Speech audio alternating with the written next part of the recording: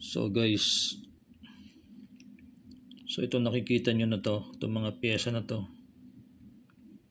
Yan, hindi ko na makuha. Yan.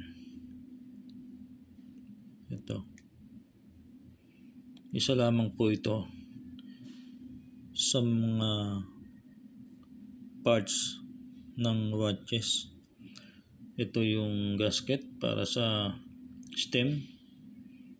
Yan. Ako, dumikit. Tumalsik. Para sa stem or sa crown ng relo. Mahirap siyang bumitaw. Yan. Ito yung kanyang silak. Para naman to sa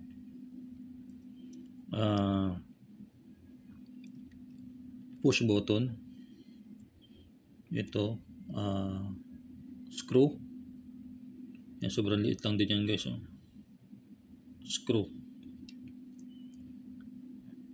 So ito yung pin lock para sa bracelet. Ayan, ganyan siya kaliit. So lahat yan napaka-importante guys. Ayan.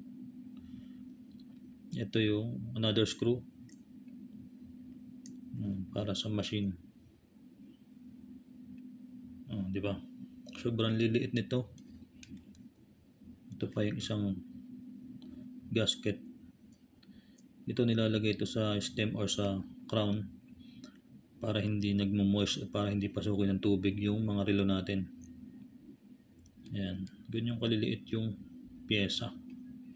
Kaya kung medyo malabo ang mata mo, hindi ka pwedeng maging technician ng relo. Sobrang liliit nito guys. Ito. Diba?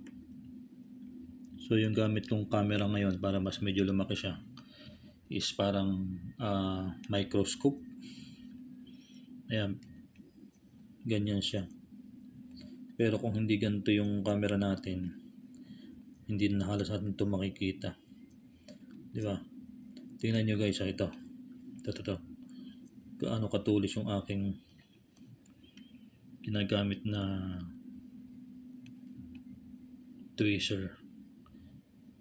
Ayan. Diba? Sobrang liit.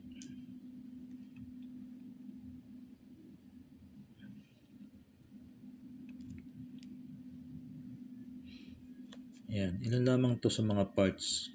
Kasi naglilinis ako ng movement. So ito mga pinalitan ko. Itong screw na to may tama na. Medyo lost thread. Ayan. Ito rin. Ayan, may problem na yan. Ito naman pinakita ko lang din, stock to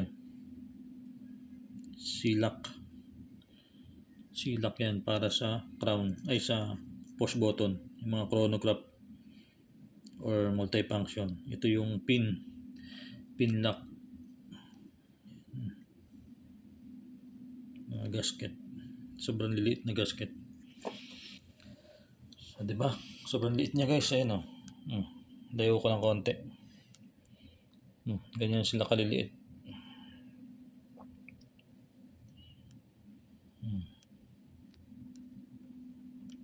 Lumalaki lang yan kapag yung camera ang gamit natin katulad nito. Kala mo malaking tingnan. Diba? Subutin lang at 20/20 pa yung aking vision.